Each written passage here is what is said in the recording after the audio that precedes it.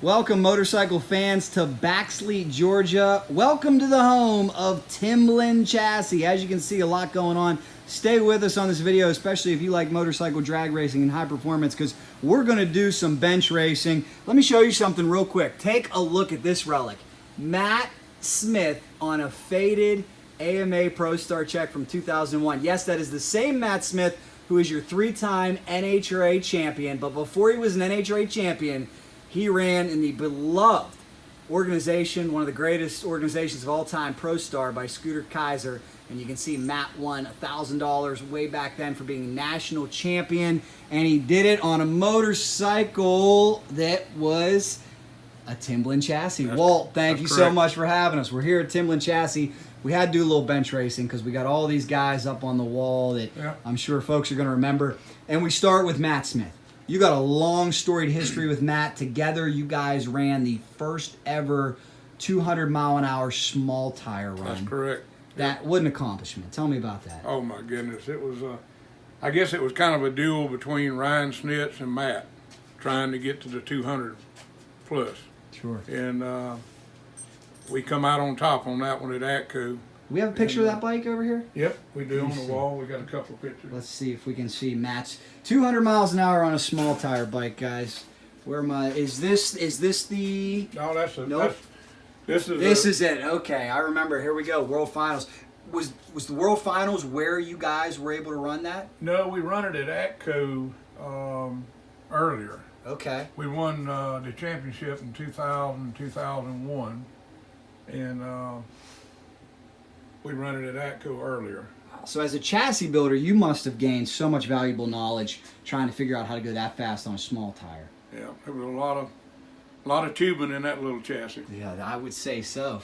My goodness, and it must have been cool to work with Matt at such a young age. Matt was really just starting out back then, He was just a pup. Has it blown your mind that he's gone on to so much success in the NHRA? He's a fast learner. He's, like him or not, Matt talks a lot, but he usually backs up what he talks. Oh, he sure does. I got a lot of respect for Matt. I watched him. I remember Matt. My earliest memories of Matt are on this bike for sure. Great class. This was Outlaw Pro Street. Used to run in My Rock. Walt, you correct me if I'm wrong, but I remember 75-inch wheelbase, yep. No wheelie bars, right? That's right. That's when we were the first ones in that class to run a two-step on a no bar. Everybody was just whomping it instead of two-stepping. We two-stepped the first, and actually, as much as I've had dealings with Dan Wagner at DTM, we were kind of opposing teams back then. That's it was right. LNW, Timblin, Matt Smith. I remember. That was a fierce rivalry. It was a big rivalry. I remember. I guess we can. Dan's not L&W anymore, so we can poke a little fun at him because we love Dan. But I remember one time Matt showed up with a L&W shirt that said "Losers and Whiners." So Matt likes to have a little fun. He keeps it interesting. We done the same thing with Bill Vose.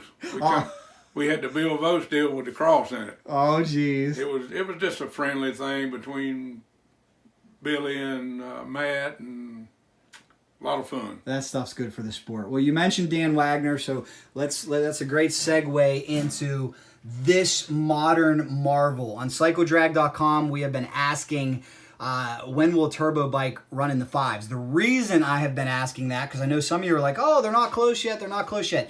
This thing is on a different level. It is on a different level than all funny bikes that have come before. It has a Walt Timblin chassis, DME technology, Dan Wagner built, Steve Nichols technology, and in its very first time down the quarter mile, very first event, I should say, we did what, Walt? A 619 at 218, and it was actually detuned. 619 detuned. Yeah. That's amazing. I mean, this and you guys all went back and looked at the computer, and it just showed this thing's got more left. Oh yeah, the next pass, if we would have got to run it, was going 609 at 225, 226.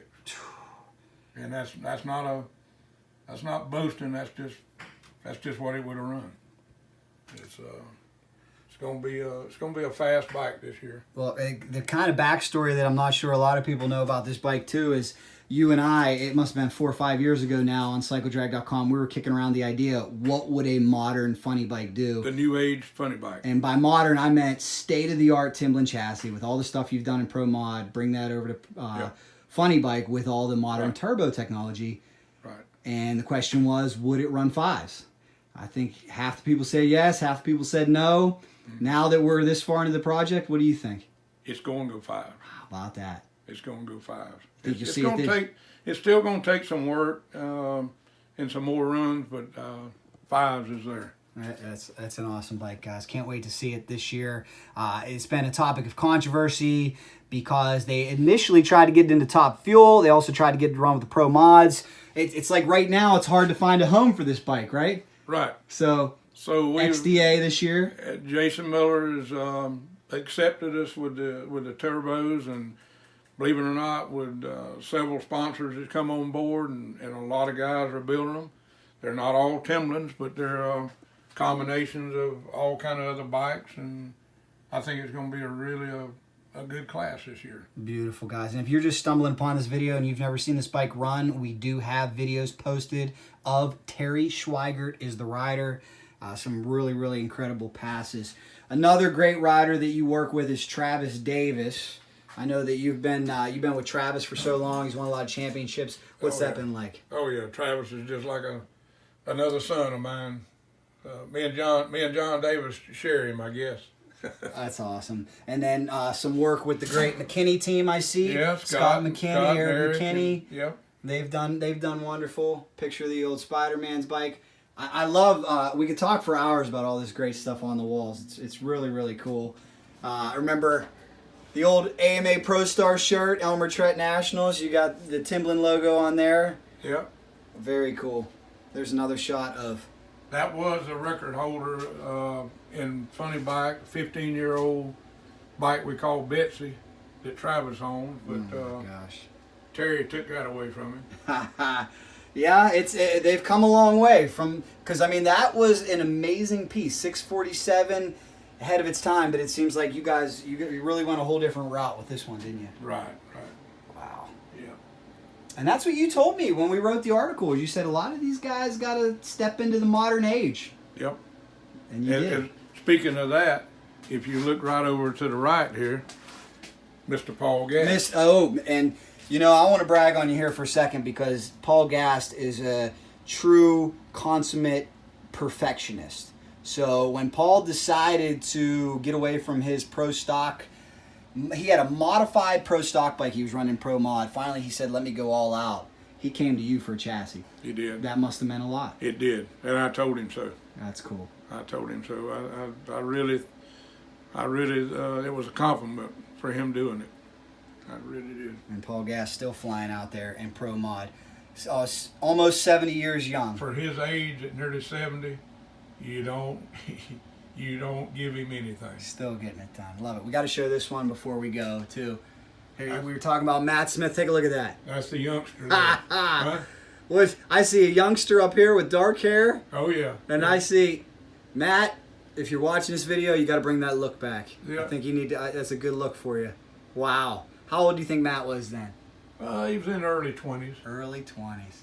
That was at Piedmont. We run up at Piedmont, Dragway up in North Carolina. Love it. So much history in here. Always fun to bench race. FBG, 6-second club, of course. Walt's got plenty of pro mods in the 3s and the 8th mile. Walt, love the trip down memory lane. Anything you'd like to add? No, just anybody that needs any performance parts or chassis work or rework or brand new, just give us a call. What's the best way to get a hold of you? You can get me on Facebook or just call us up. There you go, guys. And that is Timblin Chassis on Facebook. And let me give you a look real quick at, here's the shop where Walt does his work. We have another video posted where Walt talks about the technology that goes into a drag bike chassis. Make sure you check that out. It will be linked below. And if anybody needs anything off Walt, here's contact information. Walt says he does it all, not just racing. You got a high performance street bike or something you want a part for, give them a call here at Timblin Chassis in Baxley, Georgia.